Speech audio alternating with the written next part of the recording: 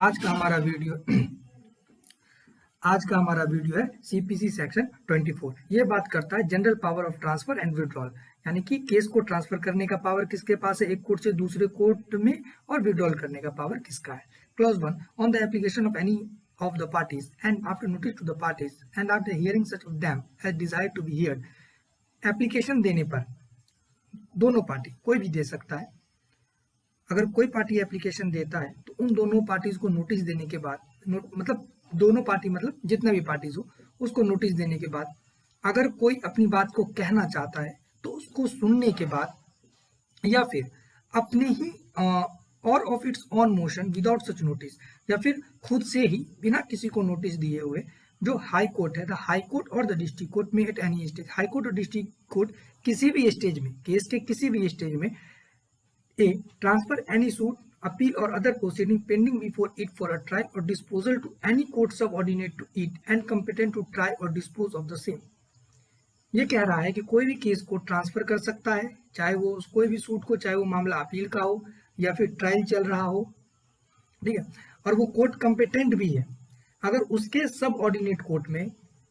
यानी कि high court का डिस्ट्रिक्ट हो गया, डिस्ट्रिक्ट का एडीजी सब हो गया, तो जो भी आप उसके सब ऑर्डिनेट कोर्ट में पेंडिंग है, चाहे वो कोई भी मामला हो, उसको ट्रांसफर किया जा सकता है उसके अपर कोर्ट के द्वारा।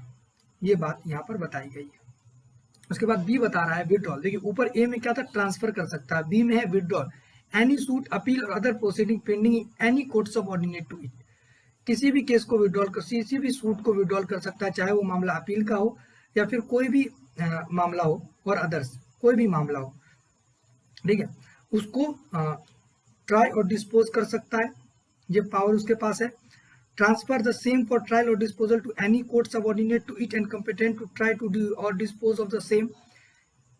किसी ऐसे कोर्ट को केस ट्रांसफर कर सकता है अपने सबऑर्डिनेट कोर्ट को जो कि कॉम्पिटेंट है उस केस को देखने के लिए। थर्ड बता रहा है retransfer the same for trial और disposal to the court from which it was withdrawn, उसी कोर्ट को दोबारा से ट्रांसफर कर सकता है जिस कोर्ट से वो विड्रॉल किया गया था। अब देखिए क्लॉज 2 क्या कहता है, वेयर एनी सूट और प्रोसीडिंग हैज बीन ट्रांसफर्ड और विड्रॉन अंडर सबसेक्शन 1, कोई भी सूट ट्रांसफर या विड्रॉल किया जाता है सबसेक्शन 1, सबसेक्शन 1 जो हमने ऊपर पढ़ा वो है, the court which is thereafter to try or dispose of such suit or proceeding may subject to any special direction in the case of an order of transfer either retry it or proceed from the point at which it was transferred or withdrawn। इसमें कहा जा रहा है कि जैसे हमने ऊपर पढ़ा सब सेक्शन के तहत कोई भी केस को ट्रांसफर या विड्रॉन किया जाता है तो उसका जो अपर कोर्ट है, ठीक है, अगर स्पेशल डायरेक्शन देता है उसको ध्यान में रखते हुए, अगर नहीं देता है, अगर देता है तो स्पेशल डायरेक्शन के हिसाब से चलना पड़ेगा, अगर स्पेशल डायरेक्शन नहीं देता है ऑर्डर में तो वो क्या कर सकता है, उस केस को शुरू से शुरू कर सकता है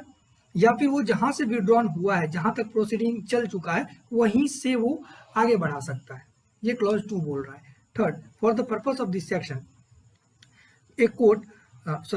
courts of additional and assistant जज shall be deemed to be subordinate to the district court. Additional और असिस्टेंट जज को हम क्या मानेंगे कि डिस्ट्रिक्ट कोर्ट का वो सबऑर्डिनेट कोर्ट है, ठीक है। उसके बाद प्रोसीडिंग, प्रोसीडिंग का मतलब यहाँ पर क्या है कि एजुकेशन का जो प्रोसीडिंग हो, 180 डिग्री को जो एग्जीक्यूट कराया जाता है उसको भी हम प्रोसीडिंग के डिफिनीशन में इंक्लूड करेंगे इस सेक्शन के लिए। 4, the court trying any suit transferred or withdrawn under this section from a court of a small cause shall for the purpose of such suit be deemed to be a court of small cause। इसमें कहा जा रहा है कोई भी court अगर small cause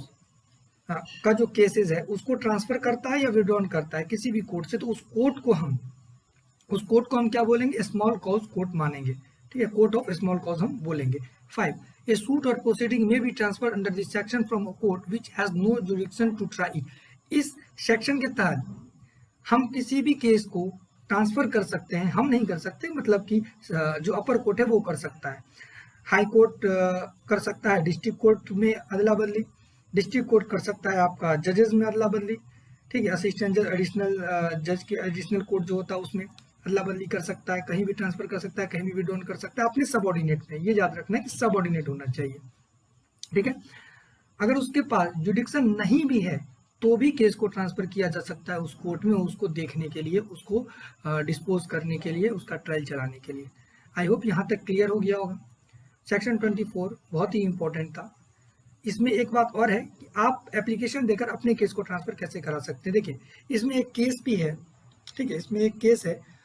वो है Samita Singh versus Kumar of Sanjay, AI 2002 में हुआ था, सुप्रीम कोर्ट 396। इसमें कहा गया था कि अगर मैट्रिमोनियल प्रोसीडिंग है, अगर, तो इसमें देखा जाएगा कि वाइफ को, जो वाइफ का बेनिफिट है वो कहाँ पर है, किस कोर्ट में है। यानी कि जो कोर्ट वाइफ के नज़दीक होगा, जो कन्वीनियंस पड़ेगा, जो कन्वीनियंट होगा वाइफ के लिए, उसको ज़्यादा महत्व दिया जाएगा। ये सिर्फ मैट्रिमोनियल केस के लिए कहा गया था, समिता सिंह वर्सेस कुमार संजय में। बाद बाकी आप एप्लीकेशन देकर अपना केस दूसरे जगह से दूसरे जगह ट्रांसफ़र करा सकते हैं।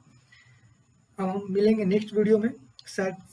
CPC 25 में, कि सुप्रीम कोर्ट भी ट्रांसफ़र करता है केस को, वो कैसे करता है और कहाँ कहाँ कर सकता है, कैसे करेगा, ये सब 25 CPC में दिया गया है, वो हम अगले वीडियो में जानेंगे। आज के लिए इतना ही।